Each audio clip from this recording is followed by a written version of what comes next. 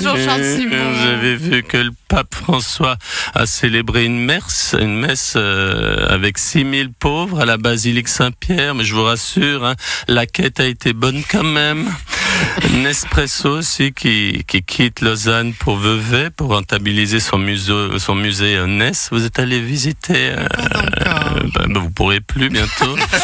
Un sondage dévoilait hier que 2 Suisses sur 3 pensent qu'un robot pourrait les remplacer au travail. Petit micro-trottoir. Bonjour monsieur, que pensez-vous de la robotisation de notre société? Disons que moi ça peut être pas mal. Moi je pense le jour où il y a des robots qui arrivent à courir sans se plaindre puis sans pleurnicher, moi j'investis dedans, c'est sûr.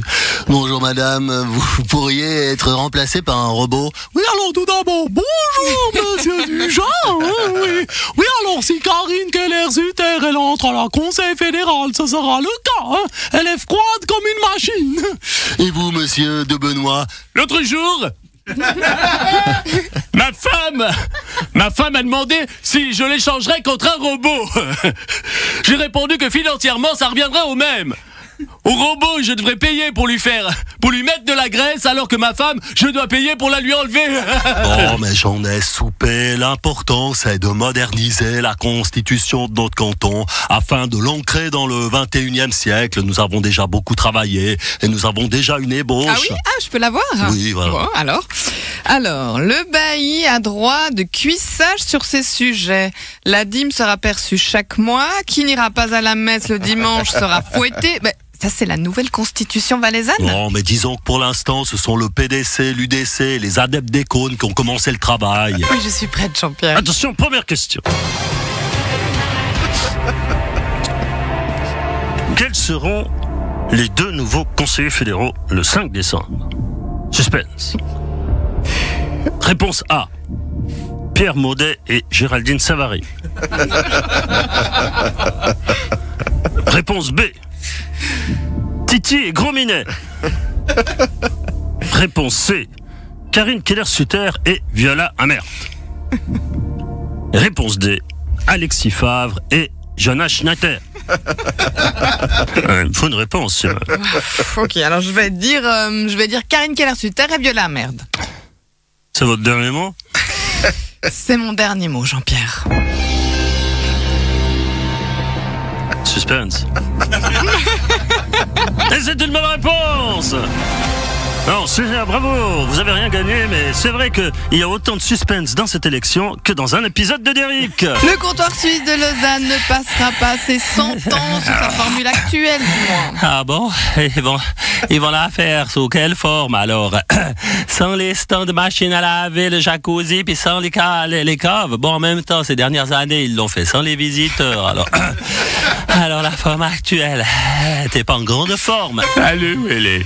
Mais qu'est-ce qui vous arrive? C'est rien, j'ai eu un accident de secours. Oh, mais non, mais qu'est-ce qui s'est passé? Je me dirigeais vers votre planète pour aller à la chasse aux quand soudain j'ai été ébloui par une grande lumière qui venait de votre planète. Mais elle venait d'où? De la France. Ah, mais non, mais ça c'est rien, ce sont les manifestations de Gilets jaunes.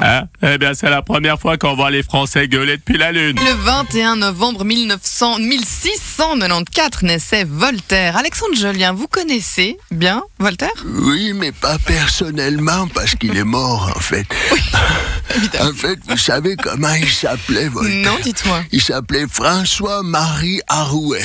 Oui, Voltaire, c'était en quelque sorte son nom de scène, toi. Ça a plus de gueule. Tu as lu Voltaire ou bien tu as lu François-Marie Arouet, toi, c'est pas pareil. Je vous propose un petit jeu, d'ailleurs, ce matin, je vous fais des citations et vous devez deviner si elles sont de Voltaire ou pas. On parle toujours mal quand on n'a rien à dire. Voltaire ou Mélenchon? Voltaire. Bravo. L'art de la médecine consiste à distraire le malade pendant que la nature le guérit. Voltaire ou Pierre-Yves Maillard? Je presque tenté dire Pierre-Yves Maillard, mais c'est Voltaire. Dire le secret d'autrui est une trahison, dire le sien est une sottise. Voltaire ou Pierre Maudet? Voltaire, j'ai décidé d'être heureux parce que c'est bon pour la santé. Voltaire ou Schneiderman? Non. Les Français ne sont pas faits pour la liberté, ils en abuseraient. Voltaire ou Emmanuel Macron? Une femme a été arrêtée suite au mystère des fraises piégées en Australie. C'est quoi encore que cette histoire? Eh ben, monsieur Brella, quelqu'un mettait des épingles et des aiguilles dans des fraises, ce qui n'est pas très agréable, hein, et même très dangereux. J'ai toujours dit qu'il fallait faire attention avec tous ces fruits. Quelque chose vient de casser. À Genève, on a la nausée. C'est toujours le même film qui passe. Et tout le monde fait la grimace. Et le pire est devant. Au devant. La même nuque que la vie d'avant, les mêmes endroits, 2 fois trop grands. Et je me suis gouré dans les paroles. Pas un jour sans qu'on parle de vol, de notre de frais qu'on connaissait pas. Et ça fait marrer les comiques qui racolent. Les comiques qui racolent. Les comiques qui racolent. Merci Genève. Vous appréciez nos vidéos? Placez-nous en favoris pour ne rater aucun de nos contenus. Et soyez les premiers informés de nos concours, nos vidéos et nos actus. LFM, c'est la radio.